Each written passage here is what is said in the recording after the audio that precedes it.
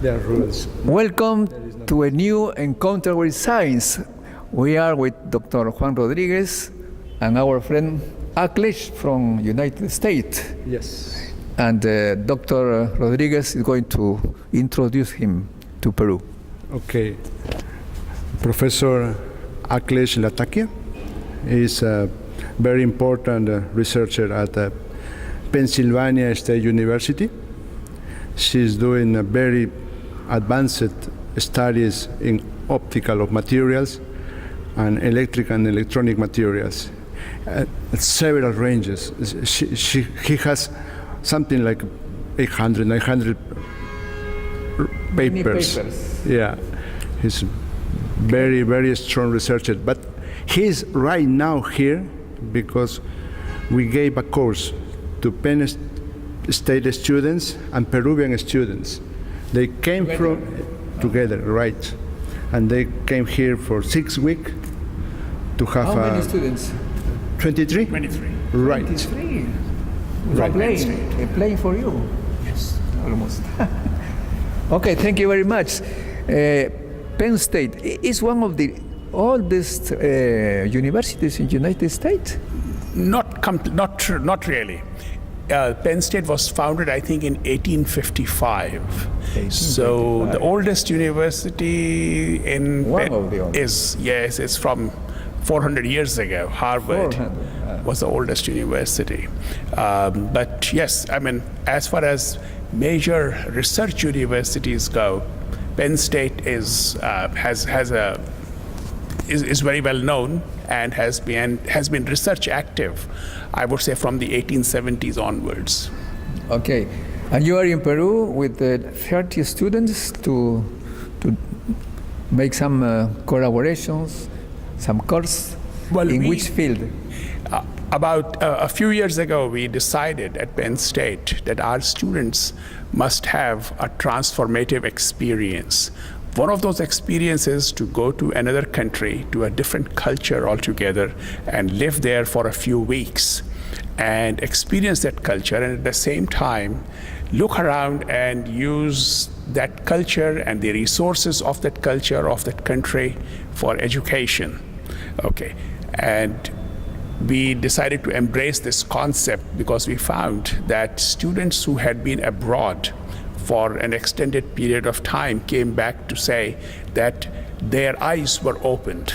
Okay, and that ultimately is the aim of education, to open eyes. Okay. So this year last year we decided that we had not been sending students to South American countries, and Peru was the first country we decided to take students to.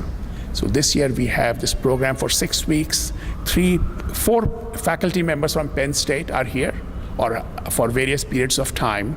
1 is here for all 6 weeks, and 3 are here for periods of 2 weeks each. And they have 2 courses. One course focuses on Peru, the history of Peru, the people of Peru, the culture of Peru. The other program focuses on engineering and its applications in urban and rural atmospheres. We are very different in culture because we love soccer, and we love baseball. And in science here in Peru, we have some experience in solar energy and some experience in chemistry for water. And United States is very large experience in many fields. That is very true. I mean, the United States is definitely a scientific and a technological powerhouse, and has been for, 60, 70 years like that. So that is certainly very true. But, ultimately we are one world. Yes. We need to share and we need to learn. It's true. And in which field we are more easily to collaborate? Which field do you think? Well, science turns out to be scientific fields are relatively easier to collaborate in. Almost by definition, scientists are open-minded people. They like to collaborate, they work with each other well. And so, that's an easy thing to do. Science and technology both, actually. I can't really say very much about arts and music and humanities. I just don't know enough about those areas. But science is,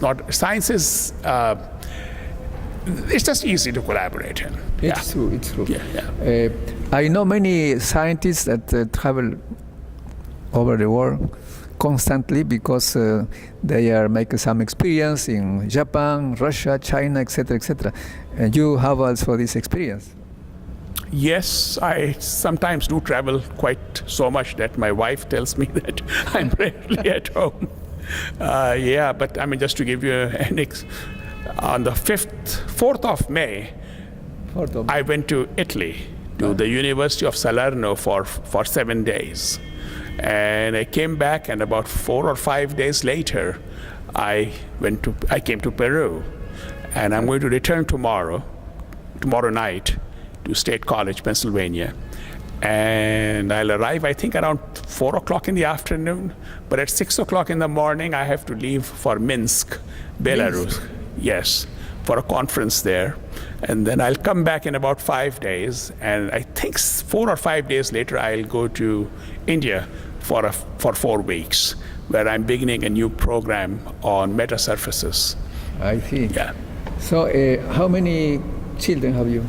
One. One? Yeah. Okay, it's not too difficult. Well, what can I say? Children require a tremendous amount of time. Yeah. And we have one, and she is just a wonderful daughter to have. She's 32 years old. We have a grandson who's 2 years old. Oh, really? Yes, and we have a wonderful son-in-law who is a mechanical and nuclear engineer. So, yeah, I mean, one is enough. So scientific people also have a normal life in Of course. family, normal life. Of course. Perhaps science does require, or research does require dedication. And almost it's a lifestyle. It's a 24/7 kind of a situation. You're constantly thinking about research. You're constantly thinking about issues that could arise, because you have to anticipate them, you have to find new problems, and you have to solve them. Okay. Plus you have students to guide, you have collaborators to collaborate with. So it is really a lifestyle. Research is a lifestyle. But that lifestyle leaves plenty of time to be with your family. In fact, you cannot really do very, very good research unless you have very strong family support. Of course. Yes. So some students from several universities have contact with me. The most important question for them are, how can I go to United States to study, to get a position many times in MIT? My answer is, you have to study very hard, to work very hard, to learn English, but you have many more important words to say. Well,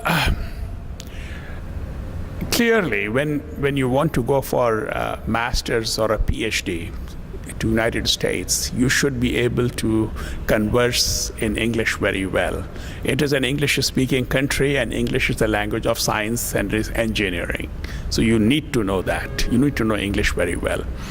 But other than that, what you need is a tremendous willingness to learn, a willingness to explore, a desire to ask and answer questions. And all of these, this is an attitude, and that shows in your application. So when you apply to graduate school in the United States, you are supposed to write an essay on why you want to pursue graduate studies. You have to be a writer, huh? So yes, so you have to write those things. Why do you want to do that? And that's a very important part of the application, because admissions to master's and PhD programs, these are actually done by professors themselves. Uh-huh. So they actually read. Some committee of professors actually reads your application. then you also need 3 recommendation letters, usually 3 recommendation letters from your professors here. And they should be able to say something about you besides the grades you received in courses.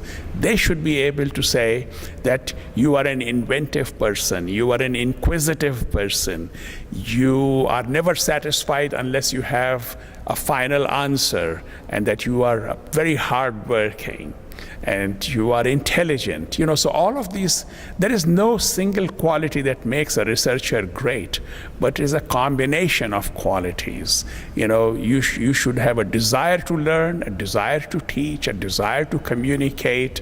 You should have a desire to find new things, okay?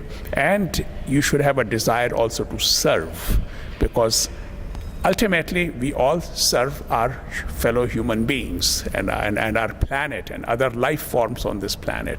So all of these qualities are necessary, and your professors here should be able to say something about you which goes beyond that you got an A in this course or a B in that course.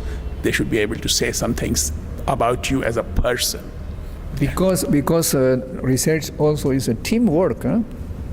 Yes, your research is very much You need teamwork. to know how to communicate with Yes. collaborators. You actually have not done research until you have communicated your research results. So yeah, you need to find new things, but then you need to tell others about those. So you have to learn to be a good writer. You have to learn to be a good speaker. All of these things take time. Most of us are not born that way.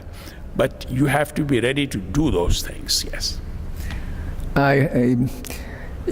Steven Weinberg, Nobel Prize in Physics, he said to the people, how hard it is to write in science. It's not so easy like in literature. In literature, you can write many things in the air, but in science you have to be precise.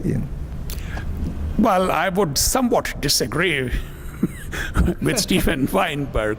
I think writing good literature is just as difficult as doing good science. Can you imagine me writing like Gabriel Garcia Marquez or Maria Vargas Llosa? No, I can't. Okay, so that's when you are at the top of your professional activities, that's not that easy. Okay, so no, I would disagree with him on that. Okay, but yes, precision is an essential attribute of scientific communication. You must be extremely precise because other people will follow what you have written, and you do not want their time to be wasted, because any time of theirs that is wasted will waste other people's time also. So you have to be precise and you have to communicate everything with exactitude. That is correct, yes. Garcia Marquez said that the difficult part for him was which word to eliminate from the first draft. Well, that is true for science. You have to eliminate many. That is true for scientific writing also, because not only do you have to be precise, but you must not be verbose either. So there should be an economy in writing. So yeah, he's right about it. You actually, what you do initially is you simply write, okay? And then you go through it and ask for every word, is this word needed? And why is it needed? And you have to make sure of connectivity. This new sentence should be connected to the old sentence, okay? You have to be very careful about maintaining connectivity. So you cannot simply write in a haphazard way. No, you may begin that way, but then you have to edit yourself very carefully. In Peru, 3 years ago, the university had to research. People in the past was not in that case because it was not necessary. Now it's necessary by law. But young people don't know how to begin research, how to begin writing. It's difficult for them. What can you tell them? Well, I mean, there are other Spanish-speaking countries which are very well advanced in scientific research, and certainly many English-speaking countries and European countries, for example. And what can be done is to invite people from those places to help you come in, to give short courses, like a week-long course on how to write properly. There is a discipline called science communication. Okay, so there are science communicators who can actually help you write better. Okay, so that's one way of doing things. The second is that the professors at Peruvian universities can also do something similar. That is, there must be researchers whose research they admire, and then they can deconstruct some of their better and shorter papers, okay, and then use that information, and write some sort of a manual, a how-to manual, how to write a paper, and tell it to their students. So yeah, this requires work. I mean, I hear the same thing in India, I must say that, okay, that we have to teach our students how to write. But what may surprise you is we have to do the same thing in the United States. We have to teach our students how to write, because scientific communication, it has certain demands. As I said, there should be economy, there should be precision, okay? And above all, scientific communication should not be boring. It should not put the reader to sleep, which is what often happens, okay? So it should be interesting also. An editor from a very prestigious review said that the worst article he read came from Oxford University, because the people from Oxford want to show how smart they are in the paper. A paper is not written for the authors. A paper is written for the readers. Okay. You must write in such a way that your audience be able to understand you. Okay, you don't have to write a paper for yourself. You already know the work. You already have done it. It's not needed for you. But you must write it for the authors. I'll tell you something which I did many years ago. So this was in the 1980s. I think I was a very good writer, but I was not sure about it. And I reckoned that if I could explain something to a person who does not know much about science, then I think I would become a better writer. So at that time, I took a correspondence course on how to write short stories for 6-year-old children. And that actually made me a better scientific writer. Okay, because children, if you tell a story to a child, you will find something, they can very easily get distracted. So you must maintain their interest. That is very important. The second is, they will always ask you, why? And you must write why. You must answer why in papers, okay? For everything, you must have a why, answer to a why, okay? Also, children do not like flashbacks and flash forwards. They want a linear story, okay? This is what is precisely needed in writing a paper.